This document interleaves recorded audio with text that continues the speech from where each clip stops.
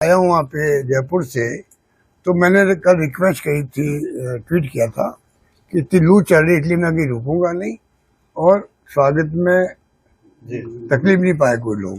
तब भी मैंने देखा वहाँ मजदूरों जो क्या ये अपना नरेगा मजदूरी करके आ रही थी, महिलाएं आ रही थी। गर्मी थी तो मैं रहा नहीं गया, मैं रुक गया वहाँ पर। तो उसमें सब बातें जो आप बोल रहे हो कह रही थी। आपने क्या पूछा? कानून व्यवस्था वो महिलाएं कह रही थी। आप विश्वास करें, एक महिला बुजुर्ग थी, उसने कहा था ये क्या हो रहा है, महिलाओं के ऊपर अत्याचार हो रहा है। उनको ये भी मालूम था बच्चों पे भी रेप हो रहे हैं। वो महिला बोली, मुझे आश्चर्य होगा कि गांव की महिला को सब बातें मालूम है। बाकी उन्होंने जो कहा है मजदूरी कम मिलती है, टाइम पे नहीं मिलती है, और भी कई अव्यवस्था है, वो तो मैं अलग से अपने डालूंगा सोशल मीडिया पे। परंतु कहने का मतलब कि गांव तक ये खबरें हैं। पानी और बिजली आपसे तड़फ रहे लोग बाग, बीकानेर डिवीजन हो चाहे वो आपका कोई संभाग हो राजस्थान का, सब जगह पानी और बिजली को लेकर तकलीफ है। पीने को पानी को लेकर गंगानगर, हनुमानगढ़, बीकानेर, चूरू बहुत भयंकर तकलीफ है। और भी जगह से खबरें आती रहती है।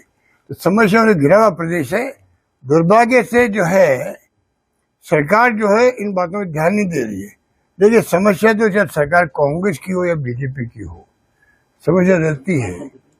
चाहे कानून व्यवस्था की बात करें, घटनाओं की बात करें, दुर्घटनाओं की बात करें, पानी की या बिजली की बात करें, समस्या रही है।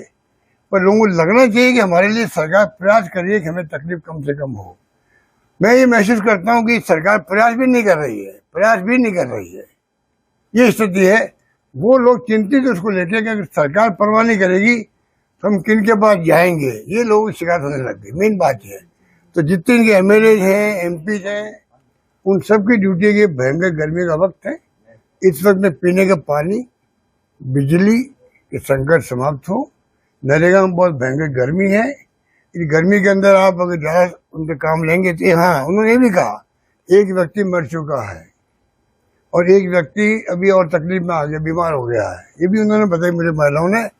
तो मैं कहना चाहूँगा सुबह आप 6-7 बजे बुलाइए और 3-4 घंटे काम करा के उनको थोड़ा प्रशासन को चाहिए मानवीय दृष्टिकोण। पहले भी हुआ है, हमारे वक्त में भी हमने ही कहा, अप्रोच रखी है कि आप मानवीय दृष्टिकोण रखें, समय कम रखें, लू और गर्मी हो उसके पहले उनको घर भेज दें जिससे कोई बीमार नहीं पड़े, ये मेरा मानना है।